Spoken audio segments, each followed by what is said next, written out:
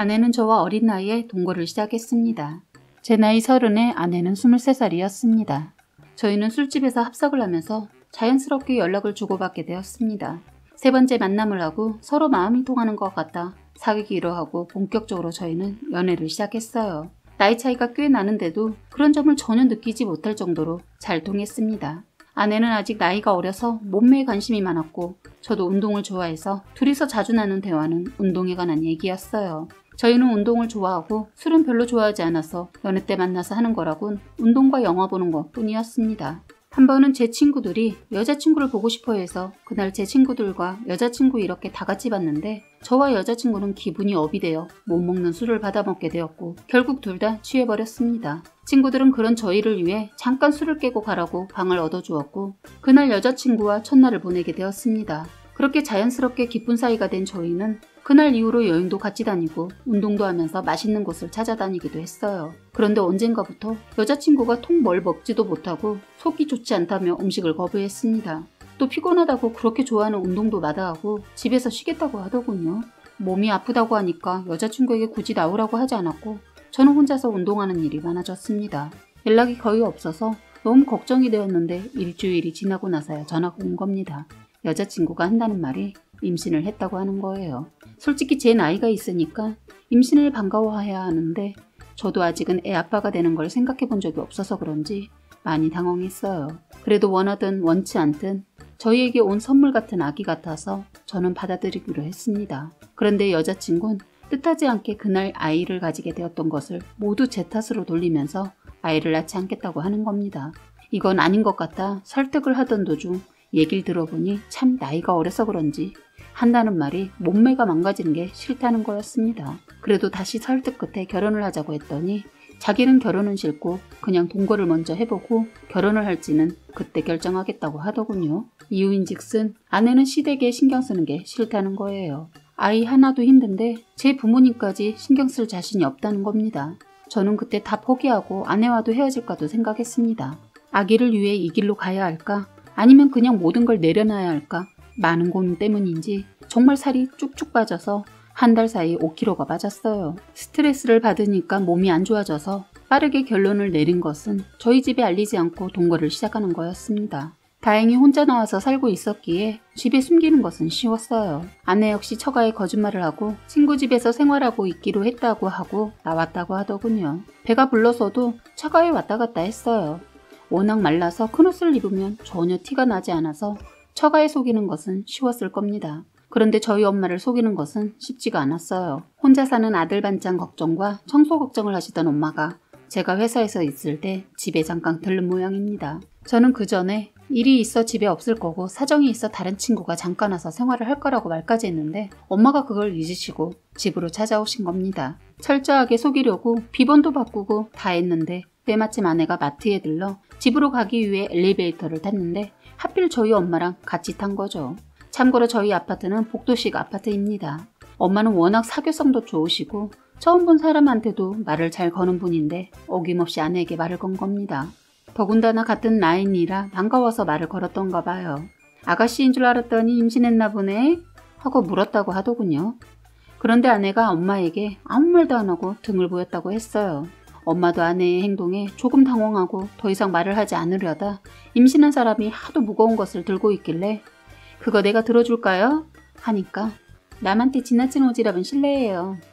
했다네요. 엄마는 할 말을 잊고 속으로 싸가지 없네. 누구 며느리인지 시어머니가 힘들겠구나. 했다네요. 그렇게 둘은 잠깐 정적이 흐르고 같은 곳에서 내렸는데 그 여자가 아들 집으로 들어가는 걸 보고 엄마가 깜짝 놀라 그 자리에서 한참을 그대로 있었다고 해요. 업무에 바빠 엄마 전화를 받지 못했는데 전화기를 보니 수십 통의 전화가 왔더군요. 문자는 원래 잘 보내시지 않는데 문자까지 보내셨길래 집에 무슨 큰일이 있나 싶어 서둘러 엄마 집으로 갔어요. 집에 가자마자 엄마는 너 어떤 자식이야? 내가 널 그렇게 키웠어? 엄마 무슨 말이야? 내가 뭐 잘못한 거 있어? 말하면서도 내심 설마 아니겠지 하고 모른 척 계속 물었습니다. 엄마가 너 우리 몰래 결혼했냐? 물으시더군요. 올게 왔구나 싶었습니다. 엄마는 낮에 아내와 있었던 모든 일을 하나도 빠짐없이 얘기를 하더군요.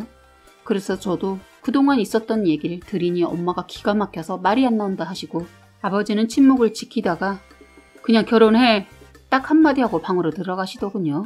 워낙 거뭇한 분이라 어떠한 것을 기대는 안 했지만 아내가 임신을 했다는 말에 좋으신지 입가에 미소를 띠는 모습을 처음 보았습니다. 그런데 엄마는 받아들이는 것이 좀 달랐어요. 서운하다를 시작해서 아들을 믿었건만 남보다 못하다는 둥 서운한 내색을 잔뜩 내비치셨어요. 그런데 그런 서운함을 충분히 이해가 되었습니다. 저라도 그랬을 것 같았기 때문에 잔소리까지 다 듣고 당분간 부탁의 말도 하고 집으로 갔습니다. 집에 도착해서도 아내에게 부담을 주지 않기 위해 아직 말은 하지 않고 그냥 넘어가려고 하는데 이 여자가 낮에 엄마와 만난 얘기를 하는 겁니다. 그런데 너무 저를 화나게 하는 말이어서 저도 모르게 아내에게 화를 내고 말았네요. 아내 말이 오빠 낮에 어떤 이상한 아줌마가 처음 본 나보고 아가씨 같은데 임신했다며 아는 체를 하는 거 있지? 지랄이야. 너 지금 그게 말이야? 임신했으면 말 좀 조심하지? 했더니 오빠 왜 성질이야? 그리고 오빠가 그 아줌마 아들이야 뭐야? 왜 그 늙은 여자 편을 드는데? 말을 하면 할수록 저를 더 화나게 하더군요. 화를 억누르고 너 니네 엄마한테 누가 그런 식으로 말하면 너는 어떻게 할래? 그럼 내가 가만 안 두지. 그래? 나도 지금 그러고 싶다. 이렇게 말하니까 뭐야? 내가 뭘 심하게 말을 했다고 그렇게까지. 그런 여자가 내 시어머니라면 난 가만히 안 있을 거야. 아, 생각도 하기 싫어. 오지랖. 정말 저의 인내심의 한계를 느꼈습니다. 저는 더 이상 참지 않고 그 사람 내 엄마야 했더니 손으로 입을 틀어막더니 설마 그 늙은 여자 우리 집에 안 왔어. 이제 그 늙은 여자란 말 좀 빼줄래? 하고 화난 표정을 지었더니 그때서야 상황 파악하더니 나는 아까도 말했지만 난 자신 없어. 오빠 엄마 오지랖 장난 아닌 것 같아. 워낙 엄마가 그런 건 저도 알고 있지만 내 엄마라고 했는데도 그 늙은 여자라고 하는 말이 저를 더욱더 화나게 했던 것 같아요. 그래서 서로 양쪽에 알리지 않고 배려해서 당분간 동거만 하기로 한 걸 제가 뒤집었어요. 난 더 이상 이대로 부모님이 다 아신 상황에서 모른 척 숨기면서 살고 싶지 않아. 내일 인사드리러 가자. 했더니 갑자기 나도 말했을 텐데 난 자신 없다고. 오빠만 보고 동거 결심한 거지 부모님까지 받아들일 준비 안 됐다고 하더군요. 서로 의견이 너무 팽팽해서 서로 가자 못 간다 하다 결국 아내가 배가 뭉친다고 해서 새벽에 응급실까지 가서 당분간은 안 가는 걸로 하고 서로 서먹가 사이로 2주를 보냈습니다. 아내는 하루하루 몰라보게 배가 불러왔는데 아내는 자신의 모습을 보면서 매일 우는 겁니다. 몸매가 망가졌다면서 철없는 행동을 하는데 정말 제가 왜 이렇게 어린 아내를 만난 거에 처음으로 후회를 했습니다. 아내는 자신만 생각하고 먹는 것도 정말 새 모이만큼만 먹고 굶는 겁니다. 아기를 위해 제발 먹으라고 빌기도 하고 달래보기도 했지만 자신 몸매 망가지는 것도 화나는데 뚱뚱해지기 싫다면서 음식을 거부했어요. 결국 아내는 빈혈로 병원 신세까지 지게 되었습니다. 의사 말로는 이대로 가면 아내가 조산을 할 수도 있다고 하더군요. 그리고 무엇보다 아기가 너무 작아서 태어나자마자 인큐베이터에 들어갈 수도 있다고 하면서 아내를 혼내셨습니다. 그렇게 병원에 다녀와서도 통 음식에 손을 안 대더니 배가 아프다고 난리여서 갔더니 조산에 기미가 보인다고 치료를 하자고 했는데 그때 또 아내는 병원이 답답하다고 거부를 하더군요. 그땐 제가 정말 참지 못하겠더라고요. 소리를 지르게 되었습니다. 그리고 빌었어요. 제발 아기 살려달라고. 그렇게 간신히 아내를 설득해서 조산을 미룰 수 있는 약물 치료를 받았는데 한 달을 하더니 2달은 못한다고 거부해서 병원에 사인까지 하고 퇴원을 했습니다. 결국 아내는 제 말은커녕 의사 말도 듣지 않더니 아이를 조산하게 되었습니다. 저는 아이를 보고 너무 미안해서 마음이 아파서 며칠을 계속 울었습니다. 결국 아기는 아내의 생활 습관 때문에 미숙아로 태어나고 말았습니다. 그래도 다행인 건 인큐베이터로 들어가게 되었어요. 사라져서 고맙다고 마음속으로 얼마나 외쳤는지 모릅니다. 그런데 아내는 회복하고 난 후 병실로 왔는데 아내에게 수고했다는 말이 나오지 않더군요. 아기를 보고 와서 그런지 아내를 보니 화가 났습니다. 왜냐면 아기는 조산으로 인해 많은 합병증과 함께 싸워야 했기 때문입니다. 인간 같지도 않은 아내 때문에 저희 자그마한 딸이 고통을 받고 있다고 생각하니 화가 치밀어 올랐어요. 그런데 병실에 온 아내는 첫마디가 자기는 모유를 먹이지 않을 테니 바로 우유를 먹여달라고 하더군요. 아무리 어려도 철이 이렇게 없을까요? 아이를 낳고도 양가 부모들 만나는 것을 거부해서 양쪽 다 알리지 않았습니다. 저 또한 부모님 걱정하실까봐 아픈 아이를 낳았다고 말씀을 드릴 수가 없었어요. 아내는 아이에 대해 전혀 궁금해하지도 않더군요. 모성애라고는 찾아볼래야 찾아볼 수가 없었어요. 그나마 있던 정도 다 떨어져서 아프다고 하는 아내를 보살피고도 싶지 않았습니다. 저는 아내를 설득해서 처가에는 알리는 건 어떠겠냐고 했더니 싫다고 하더군요. 아내가 번호를 주지 않으니 저도 어떠한 방법이 떠오르지 않아서 그냥 넣습니다. 아이 낳고 아내는 치료를 받으면서도 병원에 있는 동안 아이 딱 한 번 보고 오더군요. 퇴원하고도 기가 막힌 게 지 몸매 관리하느라 병원도 가지 않는 날이 있더라고요. 아침이면 체중계에 올라서서 우는 겁니다. 살이 빠지지 않는다며 우는데 저걸 어떻게 해야 하나 싶었습니다. 그런데 새벽에 병원에서 전화가 와서 급하게 아내와 함께 가자고 했더니 아내가 하는 말이 난 가기 싫어. 그냥 자기 혼자 가. 이러대요. 정말 성질 같아서는 한 대 후려치고 싶었지만 일단 병원을 가는 게 우선일 것 같아 혼자 서둘러 갔습니다. 저는 아이가 그날이 마지막이 될 줄 알았습니다. 제 딸은 힘든 숨을 쉬면서 간신히 생명의 끈을 부여잡고 놓지 않고 있더군요. 기적 같은 하루였습니다. 제 딸은 잘 버텨주고 잘 견뎌주었어요. 저는 혼자서는 도저히 감당이 안 되어서 부모님께 알렸습니다.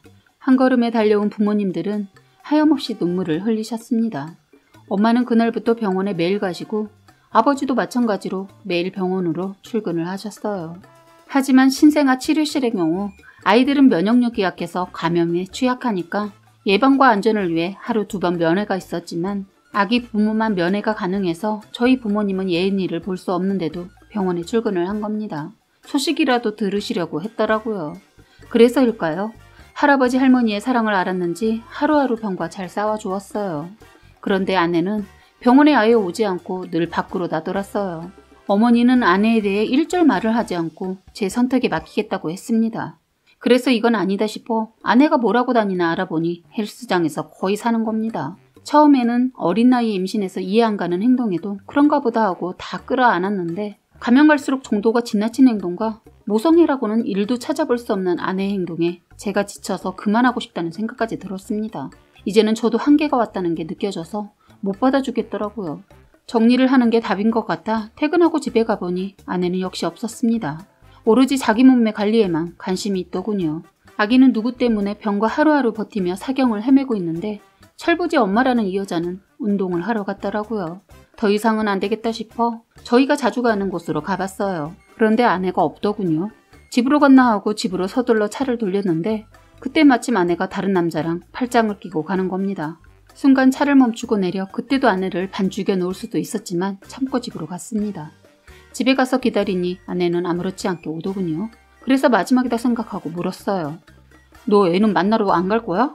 물었더니 적반하장으로 난 원하지 않은 아이였어. 그래서 내가 낳지 말자고 했잖아. 너 그게 말이라고 하는 소리야? 네가 네 몸만 생각하고 먹지 않아서 이렇게 된 거잖아. 죄책감이라는 게 안 드니? 몰라. 난 내가 먼저야. 참 기가 막혔습니다. 너 이 집에서 당장 나가. 그리고 앞으로 혹시라도 아이 보고 싶다면 볼 생각하지 말고 사죄하면서 살아. 너 같은 건 엄마도 아니야. 했더니 원했던 사람처럼 짐을 서둘러 싸기 시작하더니 이미 전에 싸놓은 짐이었나 싶을 정도로 빠른 속도로 짐을 챙기고 나가버렸습니다. 저는 인간 같지도 않은 여자 때문에 에너지 낭비하고 싶지 않아서 그냥 가게 뒀습니다. 엄마도 없는 우리 딸을 생각하니 마음이 더 아파서 예은이를 위해 최선을 다했어요. 아무것도 모르는 예은이가 수차례 고비를 넘기면서 하루하루 잘 버텨주는 것이 너무 고마웠습니다. 저와 부모님은 예은이를 만나면서 저와 비슷하게 생활을 하고 그러면서 모든 생활도 바뀌었어요. 그때 저희 부모님은 저희 상황에 대해 어떠한 탓도 꾸짐도 없었습니다. 묵묵히 바라봐 주시고 도와주시고 토닥여 주셨어요. 부모님의 큰 산을 봤습니다. 제가 잘 버틸 수 있었던 것은 오로지 저희 부모님 덕분이 아니었을까 싶습니다. 딸도 그 마음을 알아서인지 하루하루 몰라보게 회복하는 모습을 보여주었어요. 그때 수술이 남아있어 갈 길이 멀었지만 그 어린 것이 그래도 생명권을 놓지 않고 버텨주고 있어 모든 것이 너무 감사했어요. 제가 살아가는 낙이라고 해야 할까요? 아이를 좋아하지 않았던 저는 딸만 보면서 살고 있습니다. 가끔 마음을 졸여야 하는 돌발 상황이 생기지만 그래도 제 곁에 있어줘서 얼마나 힘이 되고 행복한지 모릅니다. 부모님들도 손녀 때문에 열심히 운동하시고 예전보다 더 건강해지셨어요. 아이로 인해 집안이 사뭇 달라졌어요. 그렇게 2년이 지났을 때 모르는 번호로 전화가 온 겁니다. 설마 했는데 역시 아내였습니다. 아내는 전화를 하자마자 자기가 잘못했으니까 다시 같이 살면 안 되겠냐고 딸도 보고 싶다고 하더군요. 저는 단호하게 잘랐습니다. 절대로 다시 살 일은 없을 것이고 딸에게 도 같은 엄마는 있으나마나 하니까 행여나 딸아이 앞에 나타나면 그땐 제삿날이 될 거라고 했습니다. 그랬더니 떨리는 목소리로 아이 어디 아픈데 없냐고 묻더니 뻔뻔하게도 저에게 돈 없냐고 묻더군요. 이 여자는 아이에게 관심이 있었던 게 아니고 그 핑계로 저에게 돈을 요구했던 겁니다. 끝까지 버러지 같은 행동을 하더군요. 전화 너머로 울면서 새로 만난 남자가 깡패여서 지금까지 그 남자한테 구타를 당하고 살았는데 저한테 그딴 말을 하대요. 그래서 난 네가 지금까지 어떻게 살았는지 궁금하지 않으니 묻지도 않는 말에 말하지 말고 앞으로는 너의 그 벌레만도 못한 목소리 듣고 싶지 않으니까 전화도 하지 말라고 했습니다. 그랬더니 기가 막힌 얘기를 하더군요. 아이를 달라는 겁니다. 자기도 엄마니까 자격이 있다고 하는데 앞에 있었으면 머리에 구멍을 냈을 거예요. 다행히 아내와 혼인신고를 하지 않아서 이혼이고 뭐고 없었고 지금 와서 아이에 관한 권한 같은 거 씨도 먹히지 않는 말을 해서 따끔하게 말을 해주고 끊었네요. 너 똑바로 들어. 낳았다고 다 엄마가 아니야. 내 딸 너무 불쌍한 건 어쩌다 너라는 여자가 엄마였다는 거다. 불쌍한 딸 생각하면 이쯤에서 끝내라. 또다시 연락하면 그땐 나도 애를 위해 그동안 참았던 거 다 폭발할지 모르니까 내 앞에서 절대로 스쳐도 가지 마. 했더니 먼저 아무 말 없이 전화를 끊더군요. 그 이후로 아내는 전화가 없었습니다. 지금 저는 부모님과 함께 제 딸 예은이를 위해 살고 있으며 저는 예은이로 인해 새롭게 태어난 것 같습니다. 예은이가 태어나면서 그동안 모아놓았던 돈은 벌써 바닥이 나서 부모님 도움을 받고 있지만 앞으로 더 열심히 살아서 예은이에게 엄마의 몫까지 다 해줄 겁니다. 예은이가 부디 아프지 않고 웃음이 떠나지 않은 날만 선물해주고 싶습니다. 사랑해 예은아, 지금까지 잘 버텨줘서 고맙고 앞으로도 잘 버텨보자. 사연은 여기까지였고요. 구독과 좋아요, 알림 설정 부탁드리겠습니다.